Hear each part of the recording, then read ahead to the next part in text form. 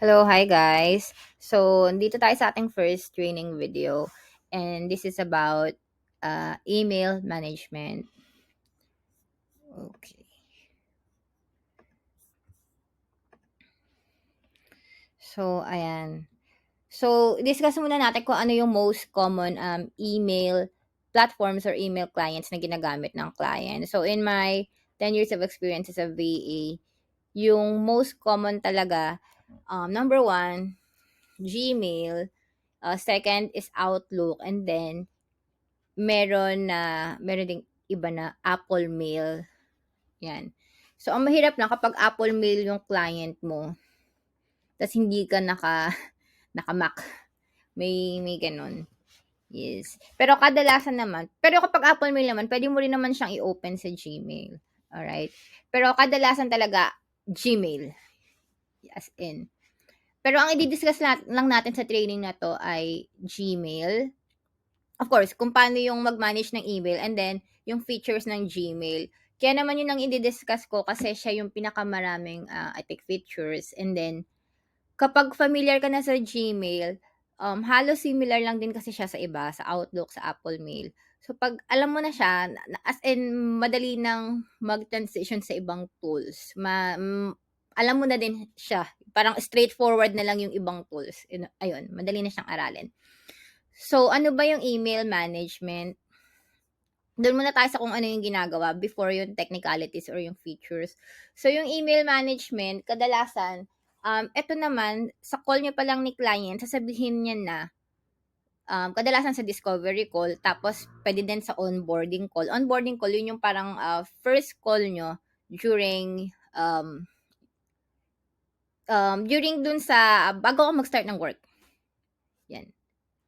So doon, parang sasabihin ni client, parang i-o-orient ka niya kung ano yung mga task. So 'pag sinabi naman niyang iaasa niya sa yung email, of course, kailangan mong tanungin or malaman kay client kung ano mismo yung, ah, kailangan niya, yung ine-expect niya na gawin mo sa emails niya. So for example, gusto niya ba na ikaw yung magda-draft ng replies? So tapos ise-send mo agad? Or gusto niya bang magda-draft ka lang ng replies, babasahin mo yung mga emails, i-draft mo lang yung replies, tapos siya ire-review niya, siya yung bahalang mag-send. So, may gano'n. Meron namang ibang clients, papa-manage niya lang yung email, pero ipapa-sort niya lang, hindi ka niya i-a-assign na mag-draft. Gusto niya siya yung personally na gumagawa ng emails. So, may gano'n. So, parang taga-sort ka lang, tapos sasabihin mo lang sa kanya kung merong mga urgent or merong, i-label mo kung ano yung mga emails for action. So, pwedeng i-label mo or pwedeng ililipat nyo sa CRM. Again, depende to kung paano mag-work si client. Alright? So, um, tawag dito, kailangan, malalaman mo kasi siya, iba-iba kasi siya per client. Malalaman mo siya during your first week kung, siguro, yun, kadalasan sa first week, kung paano mag-work si client. So, kung kadalasan naman, chine-check niya yung emails niya, pwedeng iwan mo na dun yung mga, kunwari ang email na yon, ang laman nun ay pwede niyang i-action mismo sa loob ng Gmail. Kunwari kailangan niya lang mag-reply, pwede mo nang iwan dun. Pero kung kailangan ng action outside Gmail, so kunwari may kailangan siyang pirmahan or sinend ng kausap niya pero hindi siya email related. Yung mga ganun, pwede mong ilipat sa CRM. Alright? Dito muna tayo sa baba. I think nasa baba siya. Hanapin ko lang. Email delegation. So, ito yung pinakatatlong task na gagawin kapag, tatlong task na involved sa email management. So, binanggit na natin yung una, drafting replies for clients. So, again, either ida-draft mo and then isa-send mo or ida-draft mo yung reply and then ire-review ni client or siya magse-send. Meron pang isa, hindi ko nabanggit kanina. Meron naman na hindi mo ida-draft pero ikaw yung magre-reply. pero hindi ka magre-reply gamit yung email address ni client. May sarili kang email address ng company, po-provide ni client yon. Doon ka magre-reply. Papakilala mo yung sarili mo na, hi, let's say, hi, I'm Betty. I'm Drew's EA. Okay, I'm Drew's executive assistant. Tapos I'm writing regarding this email, blah, blah, blah. So, yon. Magpapakilala ka, ikaw yung magre-reach out. So, pwedeng ganun. Okay? Papakilala kang EA, hindi mo siya isi-send using your client's account. Sisend mo gamit yung company account ha, hindi yung personal email address mo. So, kadalasan naman, may ipoprovide sila na email mo na gamit yung domain nila. Alright? So, yun yung isang task, replying to emails. Tapos, yung pangalawa, organizing emails. So, organizing, ibig sabihin naman nun, gusto makita ni client yung kasi kadalasan busy sila sa whole day, 'di ba? So, yung organizing naman, ang purpose nun is you want to make it easy for your clients to see kung ano yung actions, kung ano yung emails na emails that need his attention. So, everything else na kaya mong gawin, pwede mo na siyang i-assign, pwede mong i-move yung email, pwede mong i-archive, bago mo i-archive, ilagay mo muna yung task sa CRM nyo, i-assign mo sa sarili mo if that's email, if that is for you. Pero if the action is for your client, siya lang makagawa nun, and then it can wait, pwede mo ilagay sa CRM, tapos i-assign mo sa kanya. If it's urgent, kadalasan, iiwan mo siya sa loob ng inbox. If it's urgent, if it's something that he can do within the email platform, yun yung mga kadalasan iniiwan sa inbox. Ano pa ba? Yun, i-organize mo, tapos yung mga must reads, iiwan mo din siya sa inbox niya. Pagka nabasa niya na, yun yung pwede mo nang i-archive, ililabel mo siya, tapos i-archive mo bago matapos yung araw. Yun. So, yun naman yung pag-organize. Parang ang ibig sabihin, iiwan mo lang yung mga emails that need his attention and action. Tapos yung ibang kailangan niyang i-action pero they can wait, parang pwede niyang i-action tomorrow or sa ibang araw, yung due date, ilalagay mo yun sa CRM. Yung CRM naman, yun yung platform na dun kayo nagwo-work. Parang dun yung minamanage yung task, dun kayo nagre-record ng mga projects. So, sample ng CRM, Zoho, Trello, Asana, yun yung mga common. Notion, what else? ClickUp, Monday. Yan.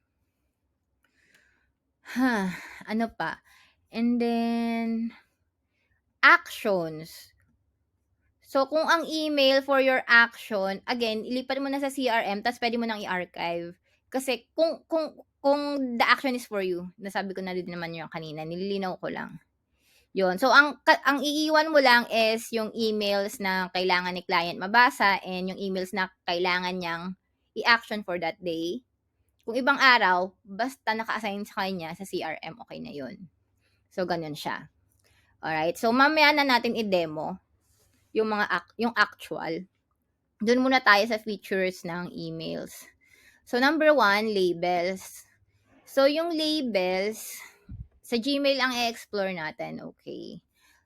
So, dati kasi ang labels, magkaiba siya sa folder. Pero, yan. Sa features ngayon ng mga emails at tinanggal na yung folders, iisa na lang siya. So, parang pwede mo siyang isipin na ganun. Para siyang tag na folder. So, pwede kang gumawa ng maraming labels dito. So, kadalasan meron dyan, website, marketing, business development, finance. Minsan yung finance na label, gawa tayong isa. So, pag-create ng label, itong plus na to, para siyang, isipin mo na lang para siyang tag or folder. Tapos ilalagay mo dito yung email para madaling hanapin later. So, yan, finance. Bawal pala kasi meron na yan. Ayan. O meron ba? Hindi, ayan, finance. Tapos, kadalasan ang nangyayari, yung iba, ginagawa nila, meron pang receipts. Depende to sa client. So, tas yung iba, meron pang invoice. Ganyan.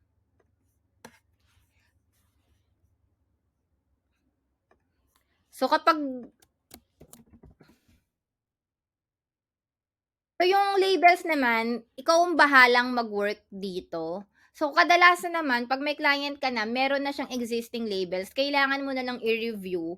Tapos, siguro sa first week mo, malalaman mo dun habang nagiging familiar ka sa business, kung ano yung mga labels na kailangan niya, yung ginagamit niya at hindi, kung ano yung parang pampagulo lang. Minsan kasi sobrang dami nilang labels, hindi na, ang hirap nang hanapin, mas mahirap i-organize. So, pag ganun, dapat mag-come up ka ng recommendation kay client na pag nag-usap kayo ulit, pag nag-catch up kayo na baka pwede nating i-modify yung labels mo, tapos papakita mo sa kanya kung ano yung suggestion mo na bagong structure ng labels niya. Ganun siya. Siyempre, hindi mo siya babaguhin agad ng gusto mo lang. Pag binago mo, dapat alam ni client para pag nag-work kayo, para pag naghanap siya ng emails, alam niya kung paano niya hahanapin. Kasi yung labels, kunwari, eto.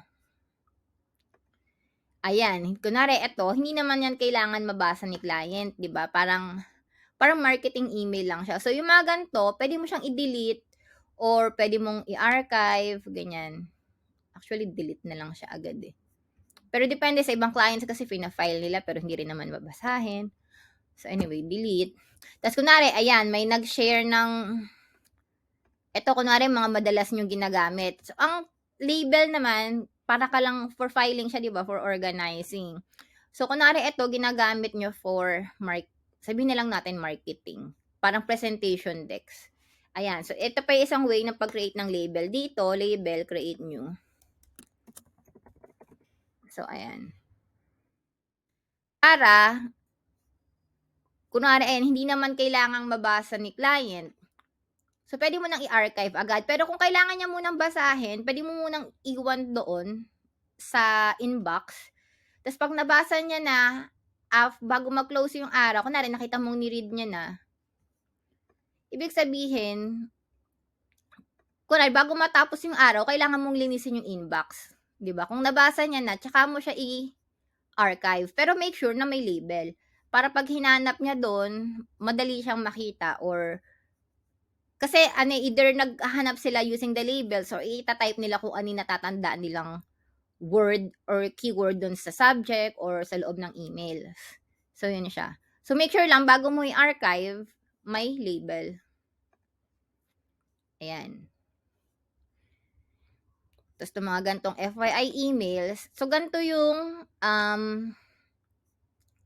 email management. Ang ititira mo, yung kailangan ng action niya, tsaka kailangan ng attention niya. So, for example, kailangan niyang mag-reply and siya lang makaka-reply doon, hindi mo kayang i-draft. Kunwari, business decision, yun. Siya yung magre-reply doon. Pero kung yung mga parang mag-arrange ka lang ng meeting, kunwari, may gustong makipag-meet sa kanya, kailangan mo mag-suggest ng times, mga ganun. Yung ganun, pwede mong i-draft, depende kung ano usapan nyo, or pwede kang mag-reply gamit yung email address mo. Again, depende yan sa agreement nyo ni client. Kung either magda-draft ka or reply ka sa gamit yung email address mo. Yung mga ganyan. So, ito yun. Ito na mismo yun. So, ito, logo. Kapag may logo, di ba, kailangan sa branding. So, marketing. Actually, pwede kang gumawa ng isa pang label dito na brand elements under marketing. Doon mo siya itag, tapos tsaka mo siya i-label. Etong mga ganito yan, wala namang action for clients. So, ang kadalasan, ito pa, ang ginagawa sa labels, kino-color code para mas madali siyang makita ni client. So, for example, pwede kang gumawa dito ng urgent, tapos, lagyan mo ng red. Para, kunwari ito, kailangan niya na talagang basahin. pwede mong i-mark na urgent. Pero of course, i-PM mo si client na, "Uy, may email address na ay may email na kailangan as in kailangan mo ng i-action now na." 'Di ba? At least 'pag nagpunta siya sa email niya, makikita niya agad kung ano yung email na tinutukoy mo. So, yan yun. So, urgent, kadalasan ito yung mga dinadagdag. Tapos, VA to do. VA to do, ibig sabihin ikaw yan. So, kunwari, ginagawa mo para lang makita niya na it's for you. Yung color coding, nasa yun na yan kung ano ha. Ayan. Kunwari, ayan. Ikaw yan. Ikaw gagawa niyan. Tapos, meron naman, kung anong name ng client mo. Sabihin natin, Drew to do. Ito namang label na to, nilalagay ko lang to, yan, pwede yan. Nilalagay ko lang to kapag it's something that, parang he can do, the client can do within the email platform, within Gmail. Pero kung i-action niya outside Gmail, again, ilipat mo sa CRM. Gawan mo siya ng task doon. Tapos, pwede mo na lang kunin yung link, ilagay mo doon. Ilagay mo sa task description to. Or actually, may plugins dito. So, hanapin mo kung ano yung platform nyo. So, let's say Trello. So, pwede mo siyang ikabit dito. Para nandito siya, lalabas siya dito yung Trello or kung ano man yung email platform nyo. Kadalasan may plugin sila.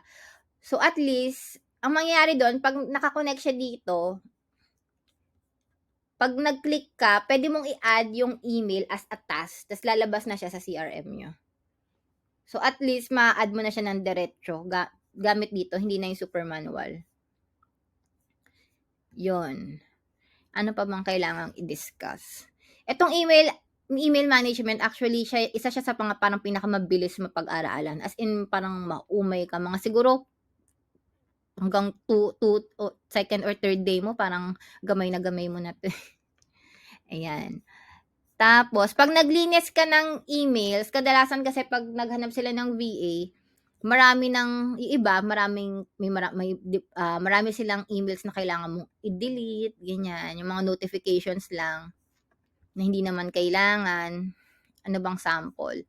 So, actually, pwede mong, kunwari madami yan. Pag nag-delete ka, ando natin. Kapag madami siya, yung mga nandito, kunwari mga 1,000, tatanungin ka niya, may lalabas dito sa taas, kung parang if you want to select all na nandito sa tab na yon, para hindi mo na siya parang i-delete ng, kasi hanggang 52 kada ano. Para hindi ka na next page, tas delete the next 50. Ayun. So, pag maraming laman yung isang tab, may lalabas dito sa taas. Kung gusto mo bang i-select, do you want to select all the emails? All, sasabihin niya kung ilan. Kunwari, all 2,000 plus emails within this tab. So, ayun. So, hindi naman siya ganong katagal gawin kapag naglinis ka ng emails. So, ayun, ulitin lang natin, yun, kailangan, isa yun sa mga pinakauna mong gagawin, i-reviews mo yung labels ni client, mag-suggest ka ng structure if it's working or not. Kung may mga labels siya dito na hindi pa existing, pwede mong i-suggest na ilagay doon para lang mas malinaw. Lalo na to, ito yung mga madalas kong i-add, yung a client to do, tsaka a VA to do, para makita nyo kung ano yung para sa kanya, tsaka for me, kung ano yung ina-action ko. Tapos, syempre, kung tapos nang gawin ni client, para wala na dito sa label, pag tinignan niya, kunwari tapos nang gawin ni client, pwede mo nang itanggalin yan, tapos tsaka mo siya i-archive. Ito, kasi hindi mo naman siya kailangan makita dito later. Dito lang sa marketing, di ba? So, dun mo lang siya iiwan. Ito, kung tapos mo nang i-action, tanggalin mo siya, tapos i-file mo kung saan. Let's say, website siya. Ay, hindi. Di ba? Or tech, gagawa ka ng bagong label.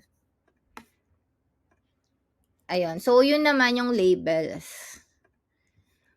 Save senders. So, ito naman, kadalasan, kapag may nag-email kay client na laging pumapasok sa spam or sa Wait, nagre-record pa ba? Okay. Sorry. Kadalasan pumapasok sa spam. So, ayan. Oops, wala tayong example. Wait lang, tingnan ko sa isang email ko. Hello, I'm back. So, ayan, meron din sa isang email ko. So, ito, yung mga pumapasok sa spam, kunwari, may ina-expect ka na email, tapos hindi dumadating, try mo i-check sa spam, baka pumunta doon. So, kunwari ito, alam mo na hindi siya spam, kailangan i-report not spam mo siya para pag nag-email ulit yung tao na yun, pupunta siya sa inbox. So, report not spam o kaya ito not spam. Pwede rin, ang gawin mo is, idadrag mo siya papunta sa inbox. Yan. Ito, ayan, daming options.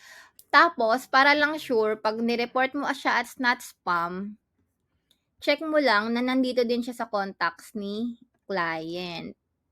Ito yung contact list.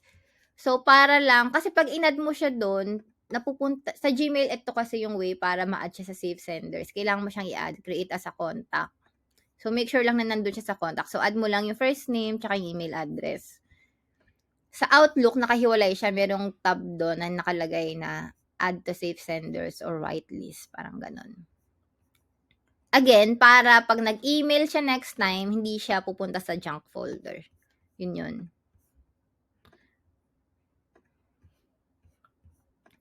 Composing an email. So, ito yung compose tab. Pwede mo siyang lakihan ng ganyan. Ito yung email mo. Pero, ayan. Kung ang lalabas dito sa from, yung default email mo for sending emails. Pero, let's say, eto, kaya siya lumalabas, yung gantong setup, explain ko later sa pro tip. Sige, mamaya. Etong 2, ito, pinagkaiba niyan. Ito, 2 field, ito carbon. Itong CC carbon ata, di ba? Ito blind copy. Ito carbon copy, blind copy. Kung tama yung alala ko. So, ito, pag nag-send ka sa tao, and para sa kanila talaga yung email. So, kadalasan, dun mo ilalagay email address sa 2. Pero kung parang ika-copy mo lang, parang FYI email, hindi talaga nila kailangan i-action, pero kailangan nilang mabasa yung email. So, dito mo ilalagay sa CC. Tapos, BCC naman, kung gusto mo na ma-receive niya yung email, pero hindi mo gustong makita nung mga nasa 2 field tsaka CC field na sinendan mo din yung tao na yun. Okay? So, mahalaga to, kung kunwari confidential yung email, kailangan mong isend dun sa tao, pero hindi dapat makita ng iba na, ay, uy, sinendan niya din to. Dito mo ilalagay yon sa BCC. Ito, email subject. Ayan, alam naman natin yan. Kung ano yung subject or title ng email. So, kung saan tungkol yung email or summary, ganyan. Dito siya. Yun yung subject mo. So, dapat subject mo related sa content. And then, dito yung body. So, dito yung hi mo, yung closing, yung body, and then, yung email signature. Kailangan ng email signature. And then, ito, send. Pag nag-click ka nito, schedule send. So, itong schedule send, useful naman siya. For example, kailangan mo mag-send ng something, pero of course, parang time-based siya. Kunwari, i-request ni client na, can you send this tomorrow at tomorrow morning? Pero gusto mo lang i-draft, di-schedule mo na lang. At least hindi mo na kailangan, minsan kasi ko ganun, hindi naman ako super agang mag-login kay client, 'di ba? So, pwede mo nang schedule send, pero syempre, kailangan mo maglagay ng 2 field daw. Gamitin natin yung isa kong email.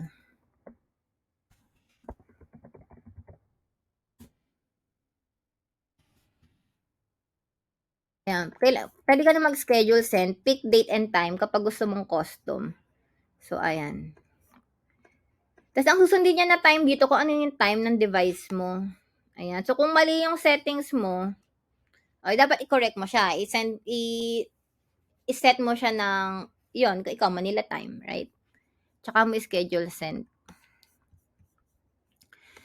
Tapos, eto naman, dito lalabas yung mga plugins mo. Ayan, so kunwari may mga iba kang apps na naka-connect, yung mga Calendly. Ayan, so dito yan lalabas yung icons nun. Ito pwede nyo na itong explore. More on formatting naman to. Ito attachment, kung maglalagay ka ng files, link. Kunwari meron kang this is a link. Kunwari, ipo-point mo siya sa link sa Google Drive, di ba? Gusto mo i-send to. Siyempre, make sure na mabu-view niya, di ba? Ayan. Anyone with the link naman, may copy mo na to. Ayan, link, add, tsaka mo ilagay, web address yan, automatic naman. So, minsan, hindi, okay na yan. Minsan kasi may files na, make sure lang na nakashare siya.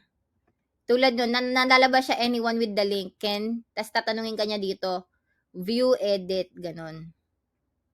Ito kasi na-share ko na talaga. Pero kadalasan, hindi pa siya nakashare, so kailangan mo pang i-click na anyone with the link can view, edit, or comment, mamimili ka. Tapos ito, well, yung iba lang naman yung naglalagay ng emoji. Ito naman kung yung files na i-add mo ay nandun sa Google Drive, kung gusto mo maglagay ng image. Ito, isa to sa mahalaga. Ito, confidential mode. So, ibig sabihin, ito na siya, nakalagay na. Recipients won't have the option to forward, copy, print, or download this email.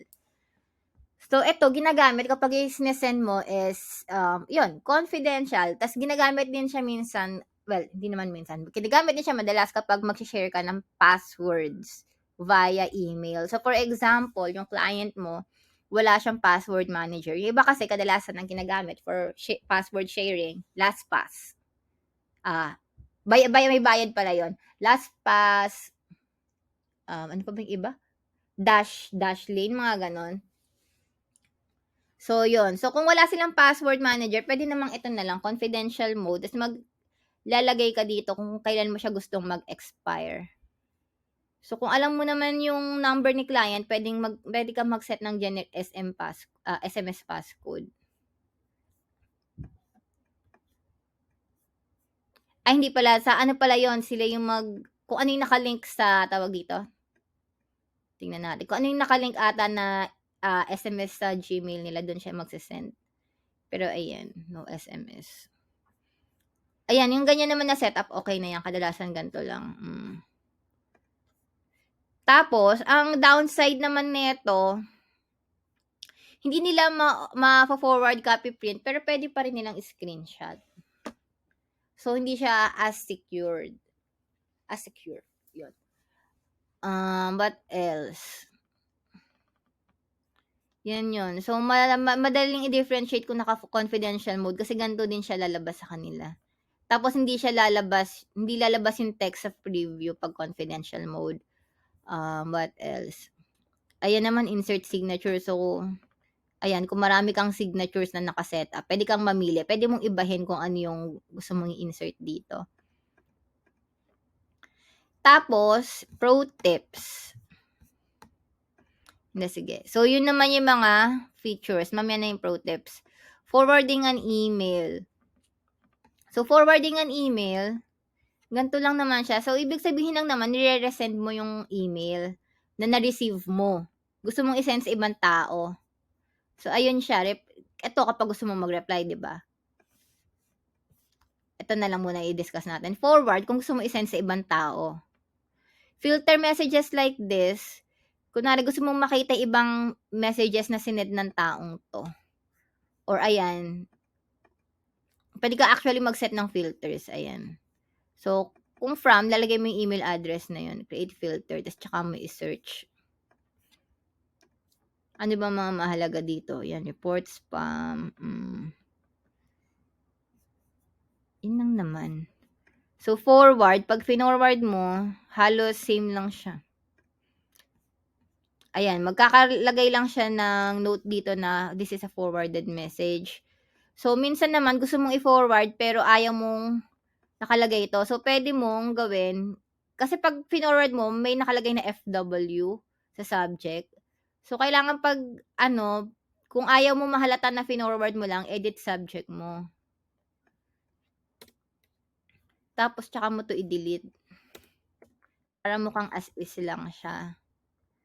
Tsaka mo ilagay yung email nung pagsasendan mo, tsaka mo isend yan. So, yun. What else pa ba? Ito, archive. Ayan, report, spam, delete, mark as unread. Alam mo na yan. Ito, snooze. Ito, mahalaga din to. So, for example, itong email na to, saan ko ba ginagamit yung snooze? Kunwari, nag-send ka ng email sa isang tao, tapos, kunwari, introduction email siya, or nagsiset up ka kunwari ng meeting sa isang tao, tapos, ang gusto mo, kapag hindi pa siya nag-reply within 3 days, magfa-follow up ka. So, either ilagay mo siya sa CRM, di ba? Tapos, mag-set up ka ng task na follow up sa ganito, follow up on, kunwari, on Drew's client within, after 3 days. Yun. So, yun. Either ilipat mo sa CRM or i-snooze mo siya. So, ibig sabihin ng snooze, babalik siya sa inbox mo after nung isa-set mo na time. So, ayan. Ito, pwede ka mamili dyan or again, custom, pick date and time. So, mawawala siya. So, kunwari gusto mong mag-follow up, nag-intro ka, kung hindi siya nag-reply, gusto mo na bumalik to sa email mo ng Wednesday para makita mo kung nag-reply ba siya, di ba? Kung hindi, tsaka ka mag-send ng follow up or ng email reminder. And so, nawala siya, di ba? Nawala siya dito sa primary mo. Pero babalik siya sa sinet mo na time. So, Wednesday ng 8 o'clock. So, yun naman yung snooze. Oops. What else? Ito, add to task. Depende to. Hindi lahat gumagamit nito. Kung nagche-check siya ng Google Task or kung gusto niyo ng task na lumalabas sa may calendar ni client, kung ganun siya mag-work, okay lang. Pero kadalasan kasing iba sa CRM. Ito, move to inbox kung naka-archive tapos gusto mong bumalik sa inbox, andyan naman siya. Pero lalabas lang to kung wala sa inbox yung yung email. Kung nasa inbox na, syempre hindi mo na siya pwedeng i-move, hindi siya lalabas tong icon na to. Tas ayan. Hindi naman masyadong ginagamit yung iba, so hindi na. Hindi ko na i-discuss. So yun naman yung basics ng email. Siguro dito lang mga pro tips. Settings. Ito yung ginagamit naman ng iba. Kunwari, ang gusto nila parang Outlook or Apple Mail na nakahati. So, magiging ganyan yung itsura niya. Parang Outlook. So, kung kunwari ganun, may nabanggit si client na ganun yung gusto niyang format, ayan, yung nandito yung list, tapos pag kinik niya, lalabas yung So, dito yon sa settings, tapos yung reading pane. Tapos, kung mag-a-add ka naman ng ito, pwede mo namang explore to. So, ito yung send cancellation period. So, kunwari nag-send ka ng email, tas gusto mong i-unsend. So, pwede mong iset na mas matagal kung feeling mo sabaw-sabaw ka. Or gusto mo mas mas matagal lang siya para may chance kang i-unsend. Kunwari nagbago isip or na-realize mong mali ka. Yan. So, pwede mo, dito mo siya isa-set. Dito mo siya papalitan. Ito, ang kadalasan naman kasing pinapalitan dito is, itong signature, kailangan, of course, mag-a-add ka. So, pag wala pa si client, ang ginagawa ko, nag-volunteer ako na mag-set up ng email signature. Kunwari, standard. So, magde-design. Later na natin i-discuss kung ano itsura ng email signature. Pero pwedeng naman siya, name, ito company, tapos yung phone number nila. Pwede namang, ito, may dinidesign talaga namin siya, gina-graphic design. Pwede mo din siya gawin sa Canva. Ayan. lagyan lang natin ng sample. Sa iba ko siya i-discuss, ibang video. Tapos, kailangan iset mo din siya dito na, ayan. Ganyan. Tapos, ito naman, pag nagli-leave ka, kunwari, nagkasakit ka or nag-file ka ng leave, kailangan i-on mo to. Tapos, kung kailan siya mag-start and then kung kailan siya mag-e-end. Tapos, kung ano yung subject at message. So, meron ka naman makukuha sa Google ng mga templates. Kunwari, out of office reminder or out of office notice. Hi, I'm ganyan.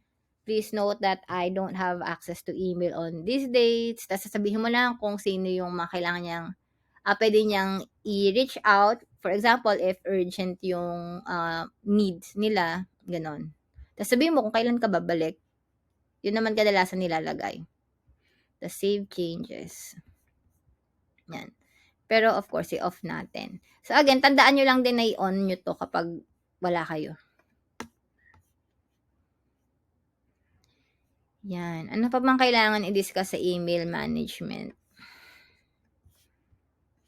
Anti-spam law. So basically naman, ang sinasabi nito, for your familiarity lang, kapag nag-send out ka ng marketing emails, so minsan kasi sila clients, paano ko ba sasabihin? May mga email marketing platforms na ginagamit for sending out mass email. So, like for example, MailChimp, MailerLite, SendGrid, ActiveCampaign, madami. Sobrang dami. Like thousands. Yeah, hundreds or thousands. Yung mga platforms online. Pero may iba kasi na imbis na email marketing platform yung sinesend nila, nagko-cold tawag doon, cold outreach or cold email sila. Tapos ang gagamitin nila yung email nila mismo. So pag mga marketing emails, may rule lang na kailangan ganito siya. Yan, yung email niya hindi misleading. Yung header, yung subject lines, merong option to reply to. Tapos ito yung pinakamahalaga na minsan hindi nila ina-add. Kailangan pag marketing email, laging there's an option to opt out. So, kailangan merong unsubscribe link, or kung sinend mo galing yung email address lang, pwedeng reply ganyan to unsubscribe. Lalagyan mo lang ng note na ganon. Yun. Tapos, pwede namang maliit lang siya. Mas maliit yung font size niya. So, kung gusto mo naman kasing liitan,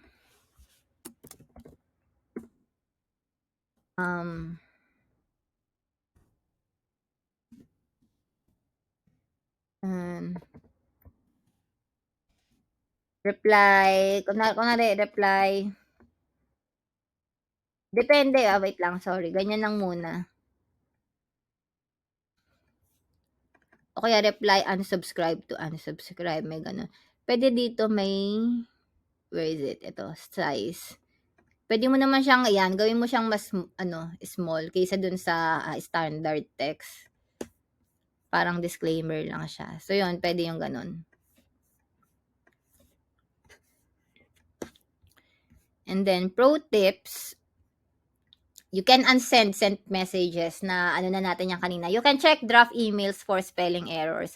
So, minsan, si client yung magda-draft ng reply, tapos, pag nakita mo, minsan makikita mo ang haba-haba, tas ang daming reds. Yan. So, pwede mo actually i-check kapag nasa draft pa lang. Click mo lang to, tapos check spelling. Ayan.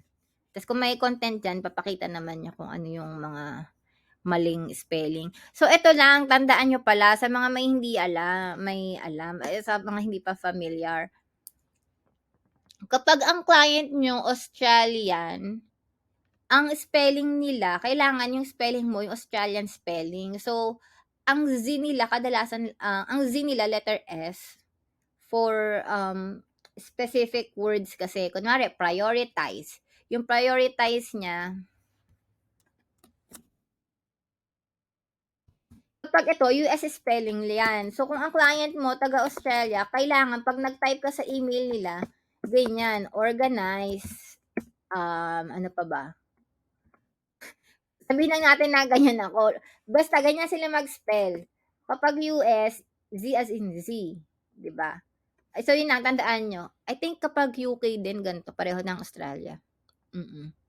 Letter S yung Z nila sa itong mga SEISE na words. Yan, kasi mahalaga yan na alam nyo kasi pag design din kayo ng content for social media, minsan yung content nyo or yung quote nyo, naka-spell out siya ng US, American spelling. So, kung Australian client and Australian yung target audience, kailangan mo siyang palitan ng gantong spelling. Yun lang, pro tip. You can color code labels, diniscuss na natin yan. So, pwede mong palitan para next time na makita ninyo, madali nang ma-classify kung anong category yun. Kasi color-coded siya. You can show the unread message icon. You can schedule when to send an email. Na-discuss na natin yan. Use search operators to search in a smart way. So, yung search operators naman, pwede mo siyang i-google eh. So, kunwari, gusto mo makita lahat ng emails na sinend ng gantong tao. So, tatype mo lang yung from and then the email address. So, kung gusto mo naman makita lahat ng emails na sinend nyo sa ganitong email address, so 2 naman siya. Marami pa eh. Ito. Kapag naman gusto mo mag-search ng specific email, and then, kunwari may pinapahanap si client na email, tapos hindi niya makita, pero natatandaan mo yung subject, yung as in kung paano naka-organize yung words doon, kung paano siya sinulat, kahit siguro 3 words lang, kung paano siya specifically nag-show doon sa subject or sa body, pwede mo ilagay dito yung words na yon. Add the keywords. Tapos, basta merong quotation. Kasi ibig sabihin ng quotation na to, yan yung exact ng words. Pero kung wala yan, parang ang gusto mo lang i-search, lahat ng emails na may keywords na to, kahit magkakabaliktad yung words. 'Di ba? Kahit itong word na to, yung third word nandito sa harap, okay lang yun. So, yun siya. Kapag exactly the way it is, kailangan may quotation. You can use canned responses to save time replying. So, ibig sabihin ng canned responses, ito yung parang templates. So, kunwari, may mga emails kayo na pareho nyong sinesend lagi sa client, pwede mo siyang i-set up dito sa advance. Ito siya. Ito yung unread message icon. Kung gusto mong enable, tsaka itong templates. Ayan.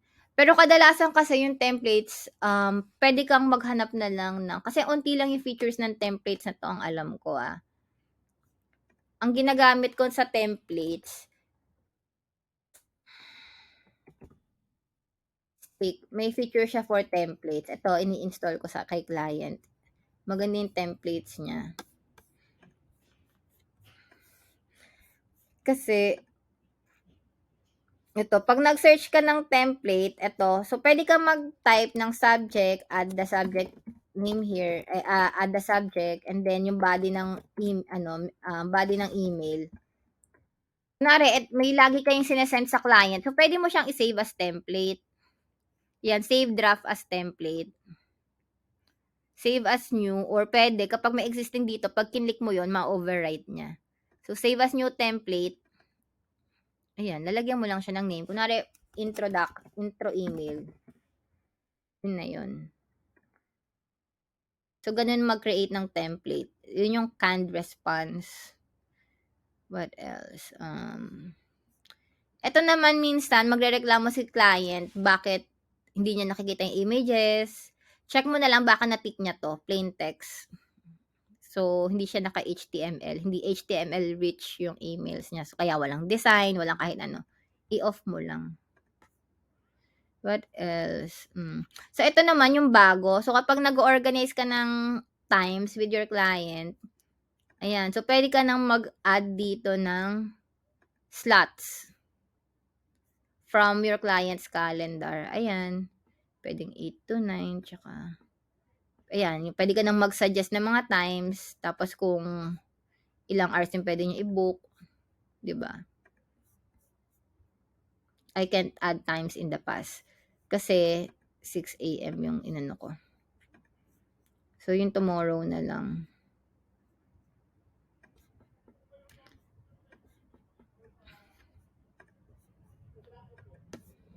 Ayan, tas lalabas na siya dito. So, ayan. So, mas madali nang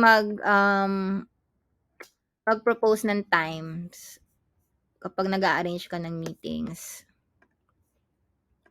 Ayan, madali lang naman yung email tsaka calendar actually. So, mamaya yung calendar, email muna tayo. Yung delegation naman, hindi ko siya mapapakita, pero madali lang siya. Pwede mo siyang i-Google eh. Dito lang siya sa settings. Dito siya sa settings lalabas. Tapos I think sa accounts. Kailangan kasi parang naka-business email ka. So, ibig sabihin ng email delegation lang, kunwari, Dishenyo ang name ng client mo, Drew@dishenyo.com, ikaw, Betty@dishenyo.com. So, kapag naka-delegate, pwedeng naka-sign in ka lang sa email address mo, pero pag nag-click ka dito sa icon mo, may lalabas na option to go to your client's inbox. So, pwede mong i-access yung inbox niya from your inbox. Parang pag kinlik mo yun, lalabas yung inbox niya sa another window, tapos makikita mo lahat ng emails niya. So, pwede kang mag-draft or pwede mo ding isend.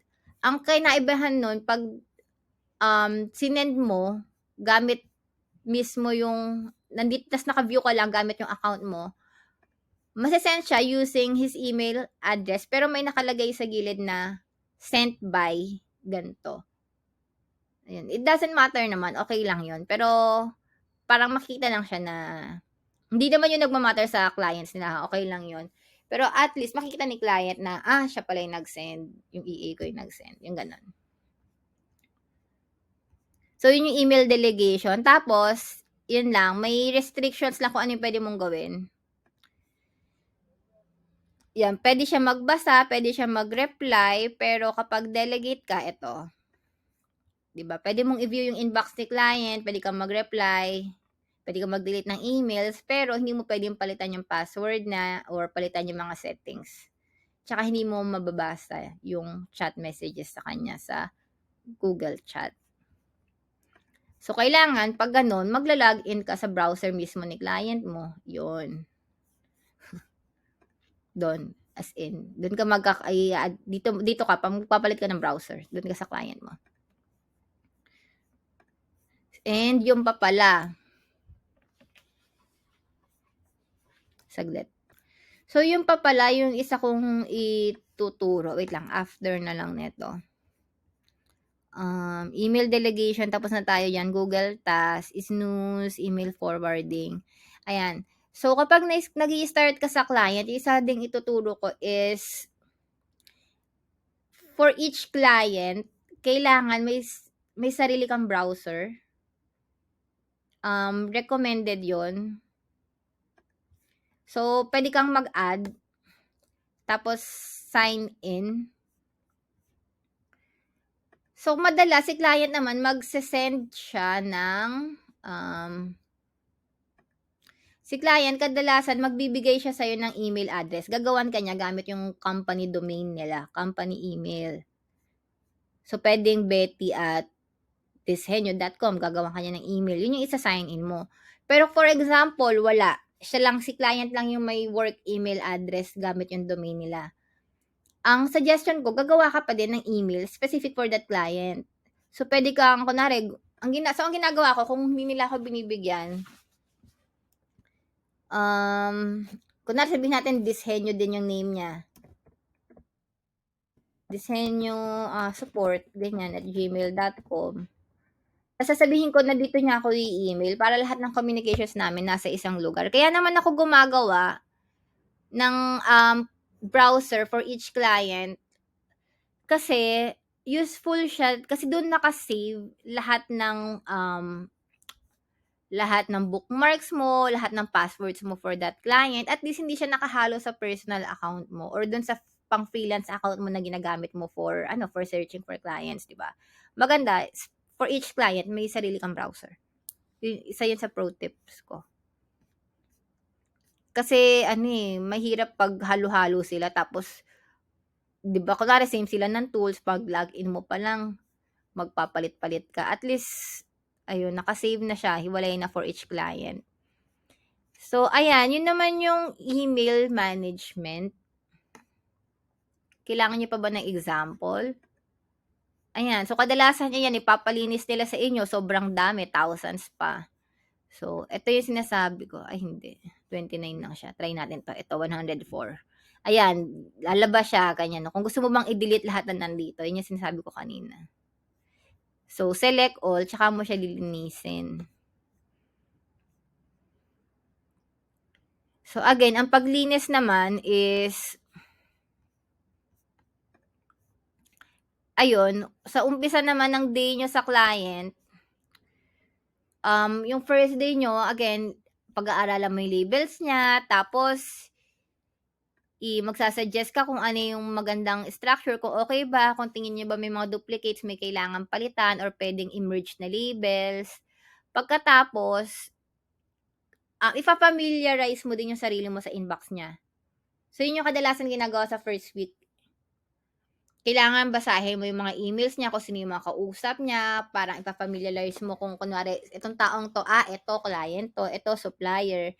Tapos magbabasa ka sa sent items niya, as in babasahin mo yung sent items niya. Mahalaga yon kasi para makita mo kung paano yung tone niya kapag nakikipag-usap siya sa sa ibang tao. Kunwari may mga words siya na madalas niyang ginagamit, ganyan, or ganito siya madalas mag-greet. At least 'pag nag-draft ka ng reply, makukuha mo yung tone niya. So, ayun, isa din yung sa pro tips. Familiarize yourself with your client's inbox, kung paano yung tone niya, kung paano siya mag-work. Kasi syempre, ikaw yung mag-a-adjust. Itong email management, madali lang to. Madali lang din yung calendar. And another tip pala, sa mga hirap mag-draft ng emails, kasi sabihin natin, hindi kayo ganun ka-confident sa English nyo or, ito pa, ito yon. Kunwari, ang reply mo, kunwari customer support, hindi ka magaling mag-empathize, kailangan, di ba sa ating mga Pilipino, hindi tayo magaling, hindi siya normal, hindi usual yung nag-empathize tayo. Kunwari pag sinabi mong, ay may sakit ako, hindi ka yung, oh, I'm so sorry to hear that. Parang yun lang yung alam mo parang, di ba, kadalasan hindi naman tayo nagaganon O di magpahinga ka, parang ganun lang, di ba? Sa kanila kasi kailangan lagi mong i-acknowledge. Kahit anong sabihin ng clients mo, bago ka mag-reply ng body, kailangan sa umpisa kung may sinabi siya na, oy, ganto yung weather, ganyan, kailangan i-acknowledge mo. So, kung hindi ka magaling mag-reply, isa yung magagamit mo, actually, and madalas ko siyang gamitin, is, ayan nakita nyo ba? Ayan pwede tong sample pala to, kanina. Ayan. So, ano to? ChatGPT. Ayan Pwede kang gumawa ng elevator pitch. So, lahat yan. So, pwede kang, ang ginagawa ko dito kadalasan naman is, nagda-draft ako ng sarili kong email. Pagkatapos, sasabihin ko dito na, can you write this better? Syempre, dapat mag-draft ka muna ng sarili mo. Kasi para alam niya kung ano yung pinapa-compose mo. Mas mahirap kasi yung parang, can you write an email telling this person, na ganun yung prompt mo kay ChatGPT. Mas mahirap yun, na can you write this email telling this person na this is this, blah, blah, blah, blah. Maganda, ibigay mo na kung paano yung gusto mong message, and then sabihin mo na lang na, ayan, can you write it better? Yan. Tapos ilalagay mo dito yung email mo, papagandahin niya yan. Ang suggestion ka lang kapag gumamit ka ng ChatGPT, number 1, palitan mo yung name ng client mo. Kasi ano siya I think open siya, open source, paano tama ba? Nakikita siya ng iba. Yung mga links, palitan mo. So, pwede mo siyang lagyan ng placeholder na, kunwari, yung body mo may links, pwede mong palitan na link.com or ibang links lang. Wag mo, yun. Basta tanggalin mo lang yung mga confidential para lang, yun, for your, security lang. Ninyo ni client. Tapos, wait lang, naghang na ako. Ano pa ba? Tip sa ChatGPT. madalas sa madalas, kailangan mong basahin yung sina-suggest ni ChatGPT. If it sounds too robotic and hindi siya yung parang human, minsan lalo na ang lalalim ng words niya, kailangan mo pa siyang i-prompt na, "Can you make it more conversational? Can you use simpler words? Can you make it similar to this tone?" Ta's bibigyan ko siya ng sample ng, gusto kong tono or yung mga dating sulat ni client na of course, again, tatanggalin mo yung mga confidential. Yun yung kapag gumagamit ka ng ChatGPT, yun. So, hindi siya talaga na 'pag sinend mo kay ChatGPT, as is mo siyang gagamitin. Hindi siya nagwo-work na gano'n, like as in 95% of the time. Parang it will help you lang na may you have something to work on, na hindi ka talaga mag-start from scratch.